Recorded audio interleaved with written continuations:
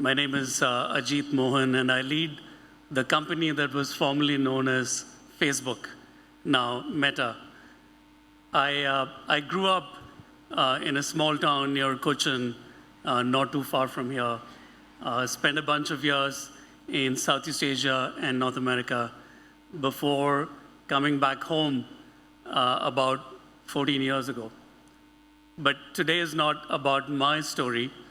Today is an articulation of what we as a company see in the evolution of the metaverse, the central topic of this conclave, and quite importantly, India's role in shaping it.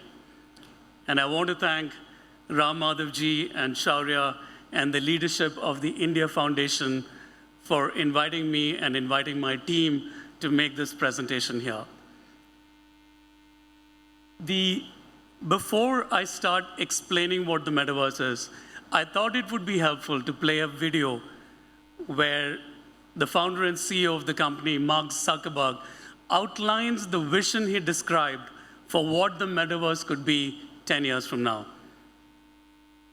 Today, we're going to talk about the metaverse. I want to share what we imagine is possible.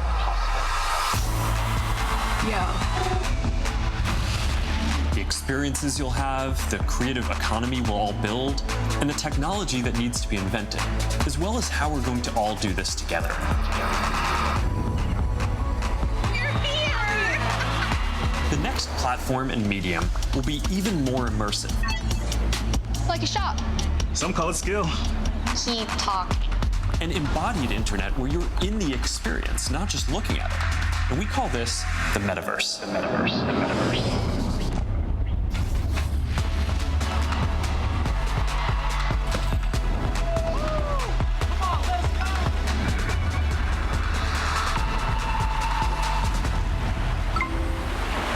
Everything we do online today, connecting socially, entertainment, games, work, is going to be more natural and vivid. Whoa, all right, that's a little too realistic. Now this is more my style. We believe the metaverse will be the successor to the mobile internet. And you're going to be able to do almost anything you can imagine. All right, perfect. Oh, hey, Mark. Hey, what's going on? Hi, Mark. What's up, Mark? This place is amazing. The feeling of presence. This is the defining quality of the metaverse. You're going to really feel like you're there with other people. You'll see their facial expressions, you'll see their body language, maybe figure out if they're actually holding a winning hand. All the subtle ways that we communicate that today's technology can't quite deliver. I knew you were bluffing. Avatars will be as common as profile pictures today, but instead of a static image, they're going to be living 3D representations of you. Beyond avatars, there is your home space. Your home is your personal space from which you can teleport to anywhere you want. Koi fish that fly? That's new. This is wild. The metaverse isn't something we're building so much as it's something we're building for. Across the industry, we need to bring that same imagination and commitment to building for interoperability, openness, safety, and privacy, as we do for all the other product aspects of the metaverse. These have to be fundamental building blocks, just like the other software and experiences that we've been talking about. Our hope, though, is that if we all work at it, then within the next decade, the metaverse will reach 1 billion people, host hundreds of billions of dollars of digital commerce, and support jobs for millions of creators and developers. We are fully committed to this. It is the next chapter of our work, and we believe for the internet overall. Beyond the constraints of screens, beyond the limits of distance and physics, beyond any one company, and that will be made by all of us. And I'm just incredibly energized to be on this journey with all of you. That was fun. Good job, Mark.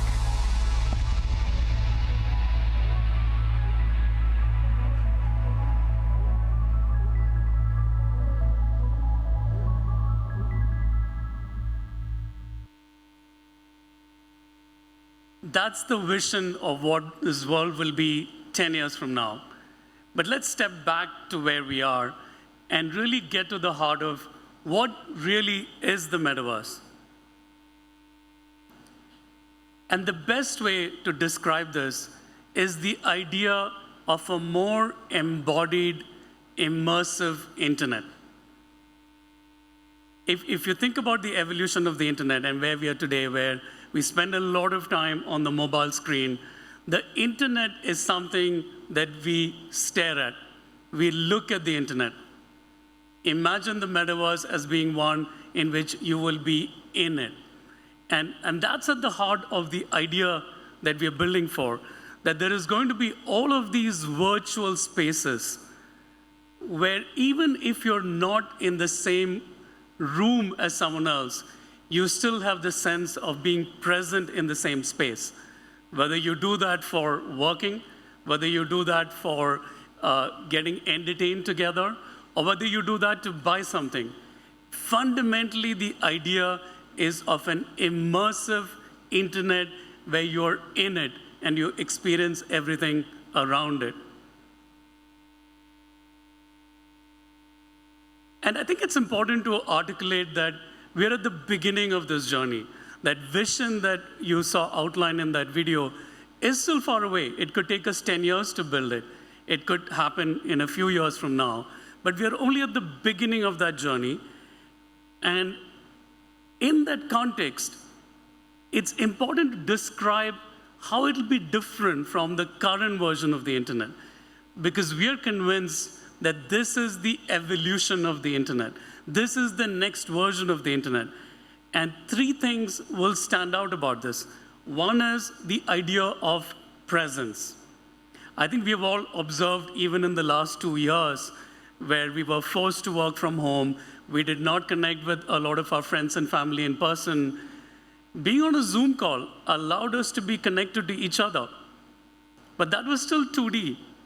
Imagine if the technology can solve for the idea that you will feel that you're in the same room with someone else, even though they're physically millions of miles apart. The second is the idea of persistence and continuity. All of this makes sense only if you can naturally transition from the real world to the metaverse and back. And therefore, a lot of our work is in building technologies. And the video that you're seeing here is the idea of two people playing table tennis. They're both in two different physical contexts, but to them, it feels like they're playing a single match. So how do you ensure that there is continuity in your experience, connecting the physical and the virtual world? And the last one, I think, is an important one. How do we make it interoperable? And there are two elements of interoperability. One is, even in a world where we have 1 billion people on the metaverse in 10 years from now, there's still going to be a lot of people who are still on 2D surfaces, who are still going to be using a laptop or a mobile. How do we make sure that the experience is inclusive, that they are connected to this environment, even though they may not have a headset or a device that connects them to this 3D world? The second idea of interoperability is equally important. This is not building the metaverse. This is not about the Apple metaverse or the Google metaverse. This is to make sure that it's truly interoperable across platforms, across the different pursuits of individual private companies, so that the spaces, as a consumer, you can move from one space to another without losing things that you've acquired in one platform when you move to the other. And for those of you who have been following the mobile version of the internet, you instantly know that this idea is powerful. The idea is that no one company can build a walled garden. And therefore, we don't believe that we are building the metaverse. We believe we are building different elements that will become the metaverse, but it will be built by other companies. It'll be built by creators. It'll be built by developers in India. It'll be built by startups from Bangalore. And the idea is to create a framework that allows all of them to interoperate without any artificial barriers in between.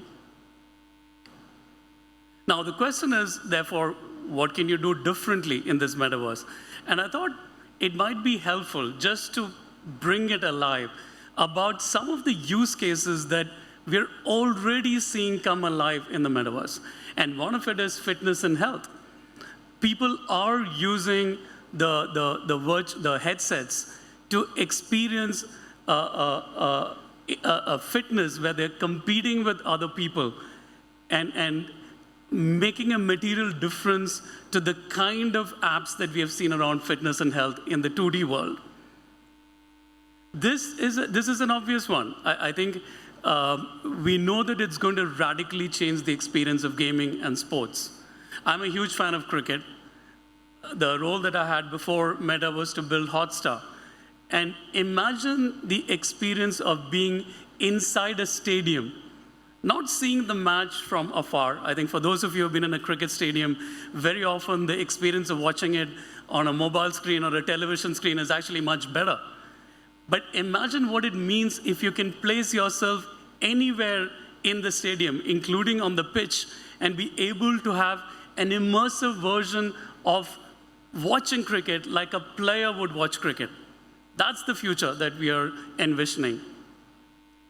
And of course, one of the areas where we've already seen improvement is around the future of work.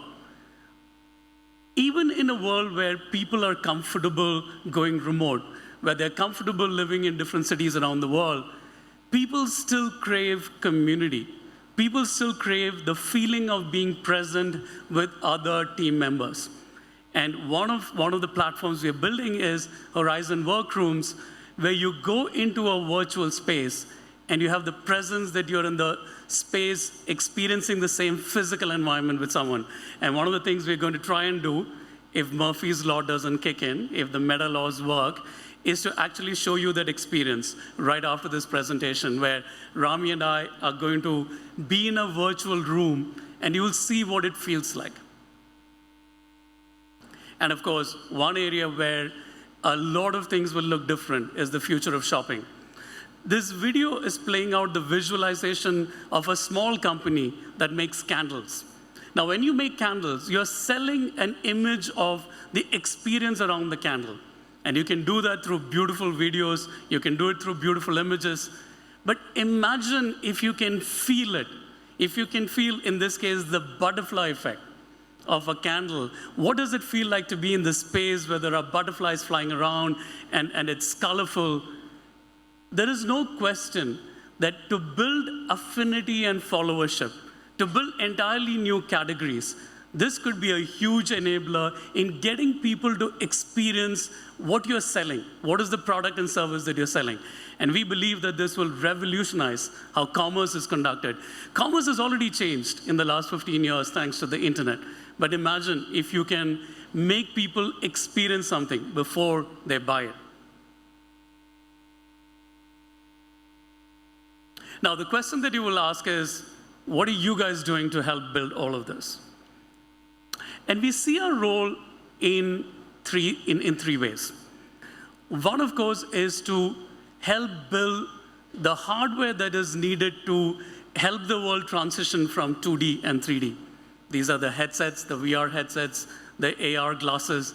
A lot of the work that we are doing today is to try and compress all of the computing power, all of the sensors and the batteries, right down to a glass that looks like this. So imagine if this can be your portal to the 3D world. That's a lot of fundamental investment in science and research. And you will see some of that come alive today. When we do the demonstration, you will already see that you can move your hands and the avatar will move the hands in exactly the same manner. The second is we're thinking through how we can build the fundamental software blocks that will help others to create this world. And third, of course, is building toolkits that fundamentally allow other companies, other creators, other developers to build what will be different elements of what will form the metaverse, not just for India, but for the world. And we're starting to go down that by creating a fund that fundamentally allows companies and ideally startups to start experimenting with different ideas around manifestation of some of what I described. And one of the big things to call out, because a lot of this is happening in India right now. If you look at what's happened in the last 5 or 6 years, we transitioned from a country which had about 40 million people who had good access to the internet in 2016, 2017, to today more than 700 million people who have affordable, high-quality access to the internet. That set the context for all of what we have seen in the last 5 years. The emergence of different online communities, the rising role of creators. One of the stats that I want to share with you is we ran a program called Born on Instagram, where we had 250,000 creators essentially getting trained on how to create content, how to monetize. 80% of them were from tier 2 and tier 3 towns. So all of the action that's happening around creators is not necessarily in metro India. It's happening across the country. And all of the changes that we're seeing in commerce, and of course, the investments that we're making around the devices and the computing platforms. So the question really in all of this is, where does India fit into this? Where does India fit into this? If you look at some of the early experimentation around this more immersive 3D world, the metaverse, the meta world, you're starting to see experiments already driven by large and small companies in India, whether that's in automotive, healthcare, retail, or even defense and space. And all of it, I'm sure, is intuitive for this audience. In a country where we are looking to massively scale up our manufacturing capacity, imagine the role that the immersive headset devices can play in simulating the assembly line. And that's just not an idea. That is already starting to happen in India. But this is an important point to make, that the opportunity in India is not just to explode all of the innovation that we are seeing out of cities like Bangalore, but it is for us to shape what the metaverse will become globally. What the metaverse will become globally. And this is probably the most powerful idea that we believe we have a role both in enabling as well as in socializing. It is that when the last version of the internet was being formed, whether you draw the timeline back to 1995 or 1999 or even 2005, when the last version of the internet was being shaped around the world, we were a fundamentally different country. We were not in a position to shape the last version of the internet. We were not in a position really to shape the mobile internet, because even 5 years ago, there weren't enough people online. That is dramatically different today. That is dramatically different today. Whether it is the 700 million people who are online, whether it is the rise of the entrepreneurial class, so much from this city, Bengaluru, or whether it's the access to capital. But fundamentally, if you look at the tech capacity in India today, the engineers and the product managers and the designers, this is our opportunity to shape what the internet would become. The metaverse is the next version of the internet. And more than any other country, we have the opportunity to shape it. This is our moment. And just to give you a sense of what the opportunity is, and this is our local opportunity. We did some work that said, even if the adoption over the next 10 years follows a regular curve that we saw for the last version of the internet, it will contribute at least 240 billion to India's economy. But I think this is the baseline. This is table stake. Our opportunity is much larger than this. And it's easy for me, being rooted in India, to make the statement. But I thought I should share that the point of view that India can shape the metaverse comes from Mark himself. This is what he said, that this is an opportunity for India to shape the future of the metaverse. And I think that is the big idea here, That is the big idea that we are working towards. That's the big idea when we partner with governments around the country, in Delhi and other state governments. That's the idea behind many of the partnerships we have done with CBSE, as well as local startups. The idea that this future that can happen around the next 10 years, and by the way, we benefit from it. We benefit from India shaping this future, that for many reasons, it's India's moment. It is India's moment to grab and shape the next version of the metaverse. Thank you.